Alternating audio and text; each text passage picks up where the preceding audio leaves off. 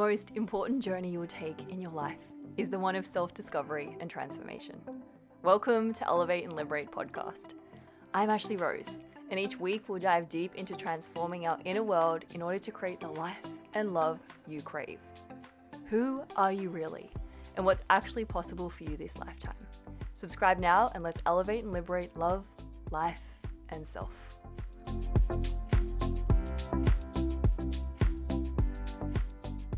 I'm so excited for today's podcast episode. We have the wonderful Marilyn Bradford on with us today, and I'm super excited to see where we can go to today. And I really want to speak about this topic of addiction that's so present in so many of our worlds, whether we have some kind of addiction to something or whether we know of someone that is addicted, has some form of addiction.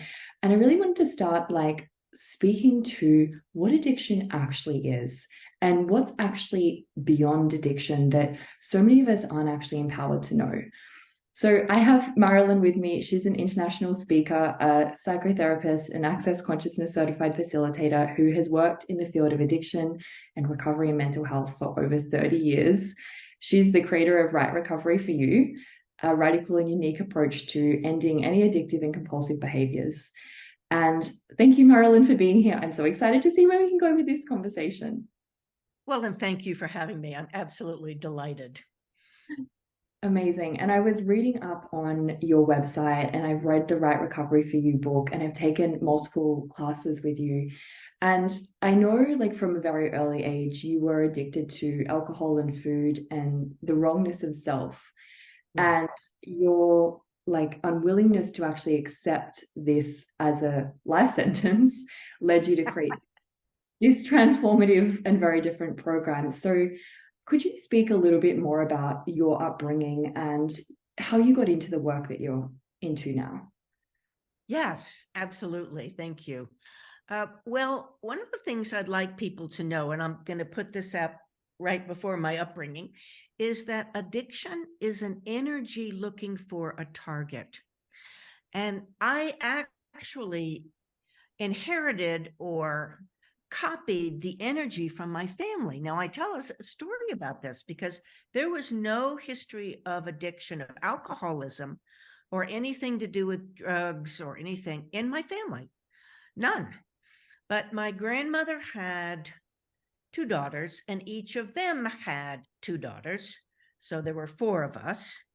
And of the 4 of us, 3 of us turned out to be at least diagnosed as alcoholic, and 1 was a raging codependent. And people are like, how could that be? And it's because of the energy of addiction, which actually exists in families. So my father was a workaholic, and my mother was addicted to being critical, basically. And so I picked up the energy. It doesn't matter what the target is. It can be workaholism. It can be health. It can be trauma drama. It can be almost anything. It's just what you choose to put that energy onto. Does that make sense? Totally. And yeah. I know when I first heard you speak about this, it completely revolutionized the way I looked at addiction, because in this reality, we're taught that addiction is something that happens to us. Yes. And that we almost actually can't create beyond it. It's like you're addicted. That's it. You have an addictive personality. And can you talk about that from your point of view, this whole idea of addicted personalities versus what's your take on it? Well, if you think about it or look at it, if you have a parent that's a rageaholic, you are probably going to be either the exact opposite, where I never get angry, I'm totally in control, it's all fine, I'm a good person, to a rageaholic. You're going to do one of the others because, you speak English because that's what your parents spoke, right? We speak the energetic language of our parents also. If one of the things that I really had to work on, my parents had this energy of kind of poverty and barrenness. Well, they grew up in the Great Depression in America. And so I picked up that energy.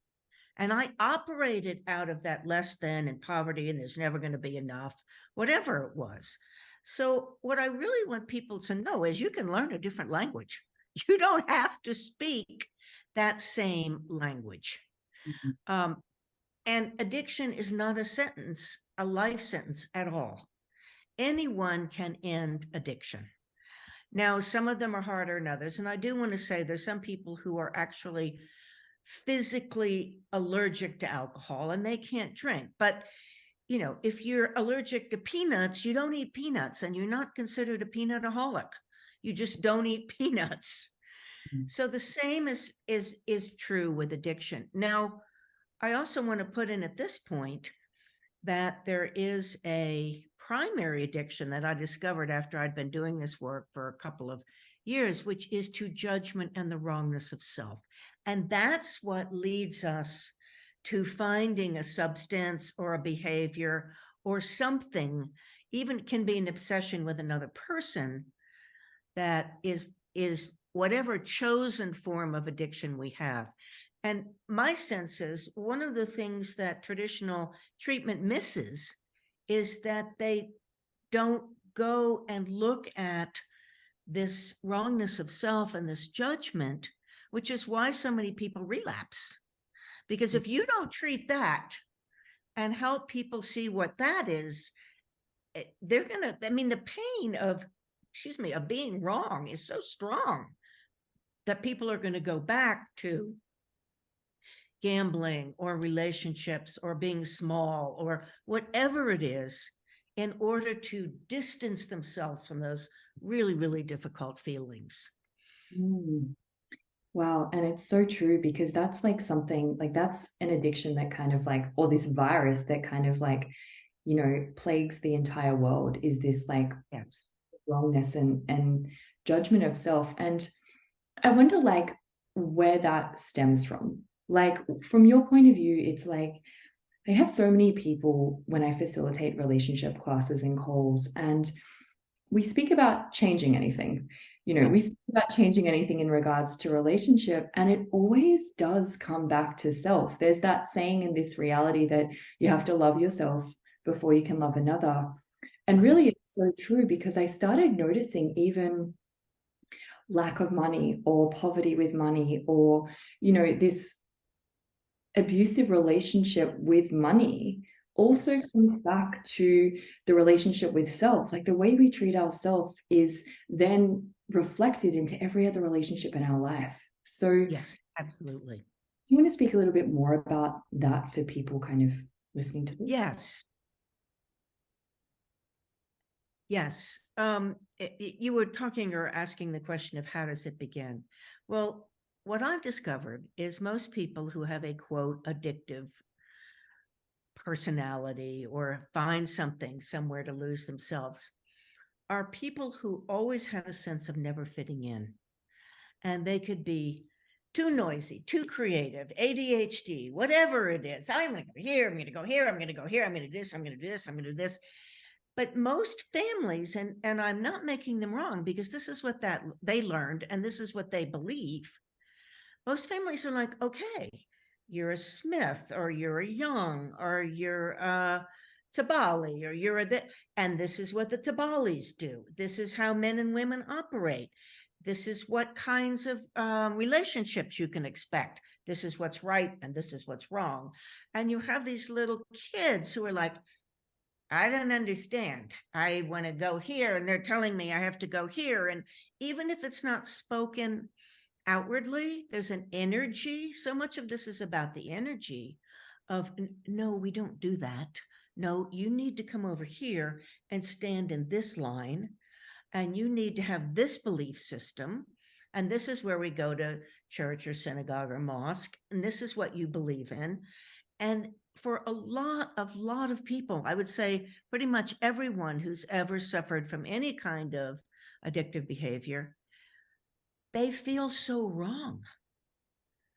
They just am like, I don't fit in. I don't get it. I remember being 4 years old and sitting in the car with my mom and dad and my sister going, boy, did I make a mistake coming in.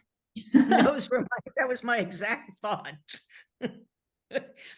And that's what it is for so many people, because we're like the square peg in the round hole. We're like, who are these people? And why am I not okay? Yeah. And that not okayness, that I can't bend, fold, and we all try to bend, fold, staple, and mutilate ourselves to fit in, but it never works because it's not who we are. But that sets up this incredible conflict between this great sense of wrongness for not being able to be what our parents, this reality, teacher, school, military, whatever it is, says we should be, versus our very beings.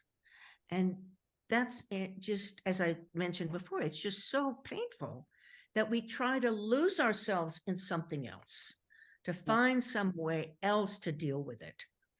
Wow. I can so relate to that as well. I remember being like 2 years old and just going, what is this? Like, how did I end up here? And just kind of so confused by how everything and everyone functioned. And I remember my mom telling me recently, like, I said to her, like, what was I like as a child? Because I don't remember my childhood at all. And she said, you used to just sit outside and talk to the animals. I grew up in a farming country, Victoria, and she was like, you would spend all your days with animals. And I realized, like, now it's because they made more sense to me than Yes. the rest of this reality and the rest of this world. And I remember even going to school and not understanding friendship, because from my point of view, I could see that the people that called themselves best friends were actually judging each other and talking about each other behind everyone's, behind their backs. And I remember kind of really being so aware and observing everything around me. And I'm like, everything really is the opposite of what it appears to be. And I mustn't fit here. Like, I must be wrong if I think that friendship doesn't make sense to me, because it makes sense to the majority of people in this reality. Exactly. Yeah. And the thing about animals, they don't try to fit in. They just be who they be. I have 2 Bengal cats and I just adore, but asking them to do something that's against who they be, that would never work. I'm like, what? No, I'm going over here. It's like we can learn so much from animals. I used to tell people, particularly in my codependency classes, get a cat and do exactly what they do, because they're going to show you don't change yourself for anyone, which doesn't mean that you push up again. This is me, that doesn't mean that at all. It just means you have a quiet sense of who you be. And if someone says, well, you're red and you need to be purple, well, that's nice, but I'm staying red. Thank you very much.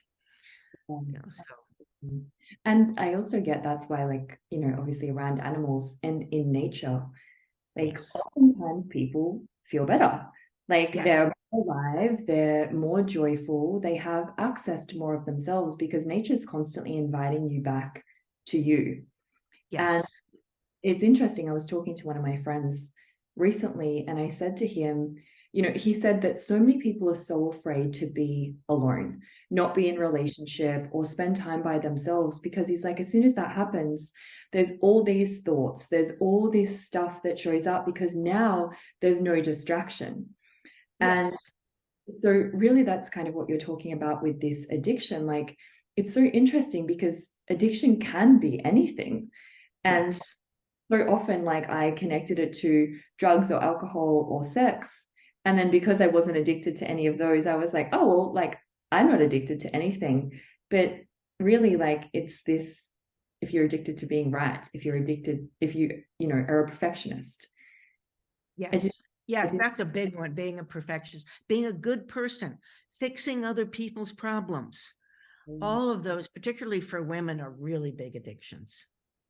So really, these are all like I guess addiction could be seen as like a coping mechanism then Absolutely. or distract yourself from the pain of not being what this reality says you should be. Yes, absolutely. I think a coping mechanism is a very good way of looking at it. And it's something that you created and you can uncreate it by coming back to you. That to me is what true recovery is. It's not stopping something. I mean, if you're doing something really harmful, drugs and alcohol can be harmful, but all addictive behaviors can be harmful, are harmful, because you're not being you. Yeah. You know, you've absented yourself from yourself. But, you know, if you're doing something that's physically harmful like that, or maybe you're addicted to abusive relationships, yes, you make an effort to get out of that, because that will give you the space to actually begin to discover and create who you really are. And that's the whole antidote to addiction. Wow. Wow. I like that gives me goosebumps just hearing that, because like really if we all started like looking at recovery from that place, then Yes. what would be possible. And then what would be possible for not having to ever be addicted to kind of anything else moving Yes. forward. Moving forward. Exactly. Yeah. I'm sorry. I don't need to leave myself. Thank you very much. Sugar, being smart, any of those things. Yeah. And if, like, for anyone listening to this that is, you know, through this conversation has realized, oh, maybe I am addicted to, you know, something that I hadn't recognized before listening to this episode, where would you suggest like they begin? Do you have some tools or some questions or like something that they can start using pragmatically to really look at what's like possible beyond this? Yes, absolutely. A couple of things. One is sounds odd, but begin exploring gratitude, because gratitude and judgment cannot exist together. If you're in judgment, I mean, they're so opposite. If you're in that judgment, you start having gratitude, everything opens up. If you can begin to have gratitude for yourself, and a great, exercise is just every day, write down 3 things that you're grateful about yourself. And it doesn't matter what it is. It can be something, I'm grateful that I actually went and got the dry cleaning today. You know, it can be something that easy. So that's one thing that you can do, because that begins to melt the whole judgment thing. And judgment, all of that judgment, that addiction to judgment, it's just a habit, really, a coping mechanism. And we're told, well, I mean, my mother used to tell me, I only tell you what's wrong with you so you can fix it, you know, assuming that there was something wrong with me. And that's what we do. So that's a great thing. But a question I always ask people who come to work with me is, what's right about your addiction you're not getting? Because we've judged that the addiction is wrong. What if you go, wow, that was an incredible coping mechanism to actually help me survive when I had no support for being different, when I didn't know what to do. This really helped me get on with things. It helped me not to have to deal with the pain of being wrong, the pain of, if you're an older person, of being in a relationship that's not working, of feeling incompetent at your job, whatever it is. It was the best coping mechanism you had at the time, and you've just carried it through. So just keep asking, what's right about my addiction I'm not getting? I think that's a really good question to ask yourself. And also begin looking at your points of view. You can write these down. And there's a clearing I do. What have I decided is not possible that actually is possible? That if I would allow myself to allow it to be possible, would actualize a totally different reality.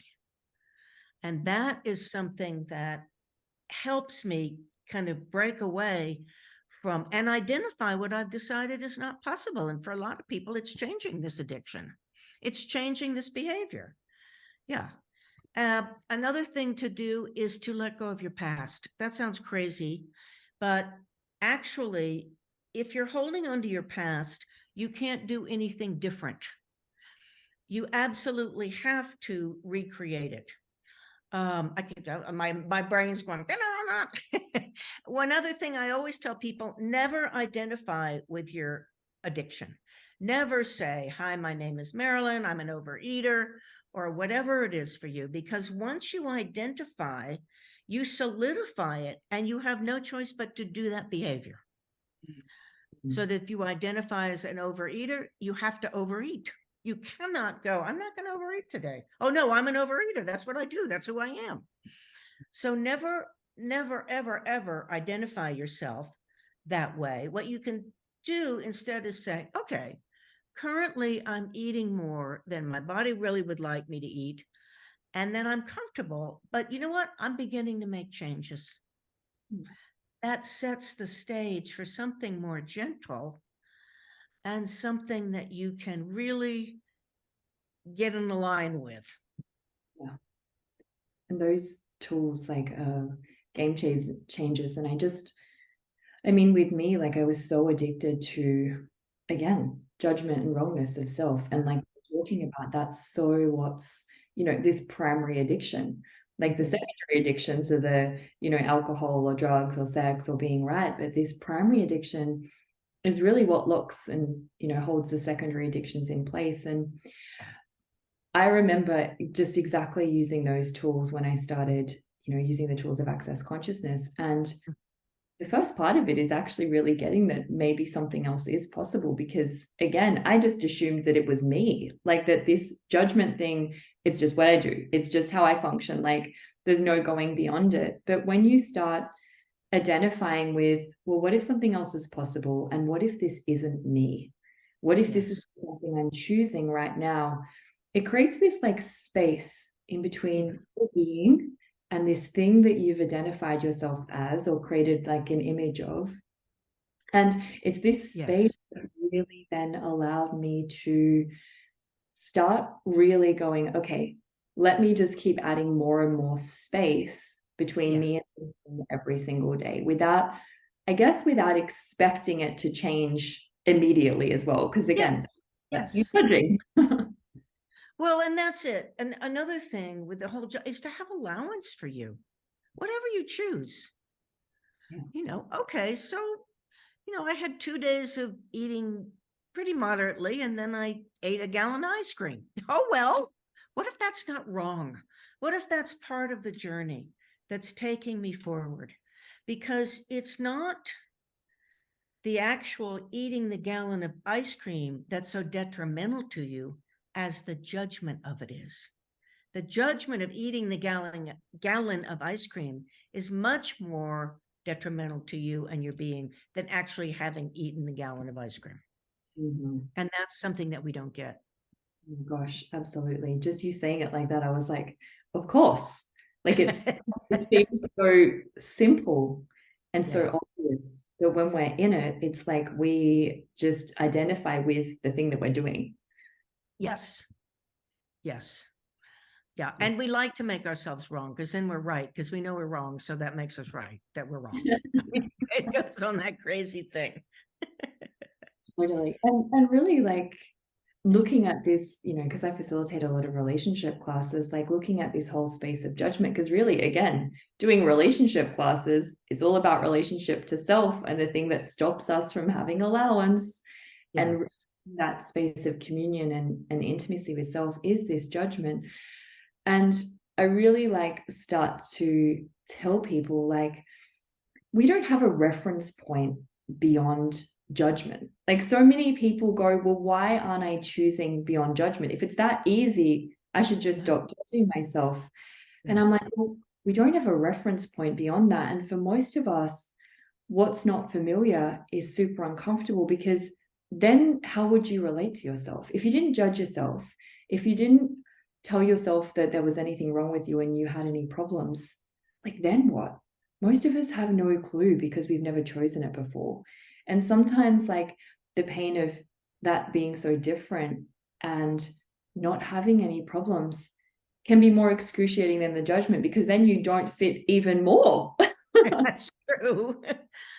But that's a really, really good point that you bring up. People are essentially afraid of it. Who would I be? I won't recognize myself. I won't know how to act. And so much of that is also based on this reality's point of view that you should essentially be on automatic pilot. And you should avoid anything that makes you uncomfortable. I used to tell my clients, make being uncomfortable your best friend, because that means you're moving forward. And if you don't know what to do, don't do anything. Go for a walk, have a cup of coffee. pet your cat, read a book. You don't have to. We've so much used the judgment as a way to define ourselves. What if you don't have to define yourself? What if you don't have to follow a particular habit or coping skill or automatic pilot? What if you just, okay, I'm kind of uncomfortable here, but I just think I'll go read a book for a while. Okay, cool. Now what? And that's the other thing, is moving from answer to question, because essentially addiction is an answer. It's an answer to us feeling so out of place, so wrong, so not fitting in. But that doesn't allow us to be present in our lives. And it's very hard to create your life, really your life, if you're not present. Yeah. Yeah. You end up creating everybody else's lives around you when you're not. Yes, you do, or trying to, and then it doesn't work. And then you have to judge yourself more. Yeah. Yeah, exactly. And I think like along my journey, I mean, I definitely still judge myself and make myself wrong, but very little anymore. I almost don't know how to. And I really, I mean, these tools of access consciousness changed all of that for me, but really it is this willingness. Am I willing to be so different that I never fit in again? And instead of like doing everything you can to try and fit, which then, creates that place where addiction is like, something that is it seems to be an easier choice for us. It was almost like being an allowance and being okay with being different, because I really got to this point where I was like, actually, it doesn't matter how much I try and fit in, I still feel like I don't belong, and I'm just different. So it was like being an allowance of that difference and going, okay, well, I might as well just, recognize that I'm actually never going to fit. But that is the gift. That is the gift for all of us, because the planet doesn't change, or we cannot create greater consciousness on this planet and invite people to more of themselves and more possibility if we fit in. Because if we fit in, then we just recreate more of the same. So I think for me, I really had to start looking at, what if it's a gift? What if all of this, and just like you said, is a gift? What's right about it that you're not getting? And what are you here to invite the world to? Because I not only had to really recognize that me being different was a gift, it was like, and then what is my unique voice, and what am I actually here to invite the world to from that space of difference? Rather than just, why am I here? I don't belong, I'm taking up space. It's just, wait a second, what am I here to actually invite the world to? And I think that was such a big part of like recovering, being a judgment addict for me. That's so beautiful, the way you put that. And yes, once we recognize that being different is the gift, and that everyone that's ever lived who's been just brilliant in whatever their way is, whether it's Martin Luther King Jr. or Picasso or Mahatma Gandhi, or they were willing to be the different that they were. And that's what changes the world. And you're right. If you just fit in, you're just like a lemming. You're going with a herd. Yeah. And you're never heard because there's nothing to hear. Yeah. And you'll never be satisfied either, because the more I tried to fit in, the less satisfied I become with just life. And I was like, okay, well, this is it. Like, I don't really want to be here anymore. And I think the world is like, recently I've had a few friends that have chosen to leave their life, and it's been a number of people around me have been choosing that lately. And really, I think we're at a point right now in the world where, unless we really choose to be our difference, things are no longer working. And in order to evolve, like in order for this planet to evolve, because we require to evolve to, for this planet to actually really survive and actually create a sustainable future for all of us, you have to be willing to be that difference, because what we've been choosing hasn't worked up until now. And so I've really been like, looking at that for myself, of like, okay, what if this is evolution right now, of us like being so uncomfortable with not fitting in that we have to almost like look at the other alternative of like, what if I am a gift? And now what can I invite the world to from this space? Yes, exactly. You don't have to be another pair of socks. Yeah. Yeah, I love that.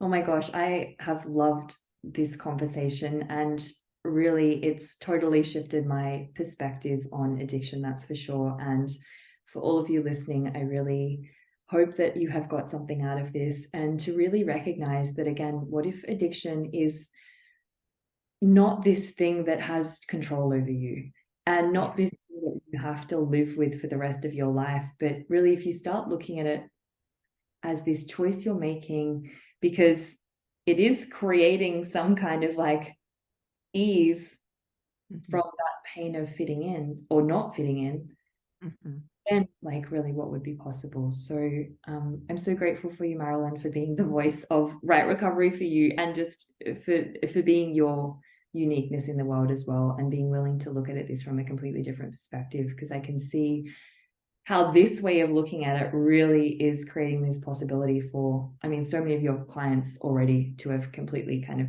changed this anyway. So thank you again for being here, for being you, for being this voice.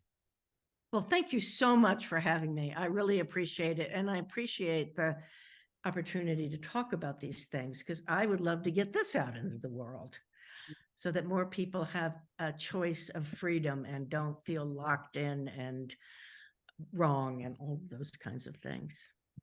Absolutely. And for those of you listening, if this contributed to you, I would love if you would share this with someone you know, or people that you know that are either kind of in this space of, you know, feeling wrong for being addicted to something right now, or someone you know that's kind of dealing with someone they love going through addiction, because I wonder what this conversation could really just, what space it could actually open up and invite people to. So thank you all for listening. And for those of you that are listening that would love to know more about Marilyn and her work, would you be able to let people know where they can find you? Yes, the best place is marilynbradford.com. And you can get my book there, Right Recovery for You. And I have a good shop with lots of things for people. And so that would, then thank you for that. That would be the place to really connect. Awesome. And you have also just started a podcast as Oh, well. yes. I started a podcast called Left Turn, because that's what I find with all of us who have chosen to become ourselves. That's a left turn from this reality. We're not supposed to do that. We're supposed to be like everybody else and really try till we die to fit in. This is like, no, I don't think so. I've had 2 guests as doctors who are like, being a doctor doesn't really work for me. I think I'll go do something else. And their family and friends are like, you have the perfect life. And they're like, well, maybe, but I'm going to go do something else. It's that willingness to be ourselves beyond what this reality, what culture, friends, family, society tells us we should be. And that's a pretty extreme example, but we're all making left turns. Anyone who's trying for being more of them in the world is making left turns. Oh my gosh, absolutely. That's already going against everything you should choose. Like if you choose you, you're already going against what we're told is like the correct thing to do. So Exactly. Amazing. So I'll pop all those links in the show notes below for all of you to find out more, to go listen to Marilyns podcast. And thank you again. I'm so grateful for you. And thank you very much. This was really fun. Awesome. Thank you for listening. If you enjoyed this episode, I'd be so grateful if you left a 5-star review and share it with someone you know. Don't forget to subscribe to the podcast to be notified of upcoming episodes. You can find more about me at ashley-rose.com. And remember, creating the life and love you crave is absolutely possible and available to each and every one of you.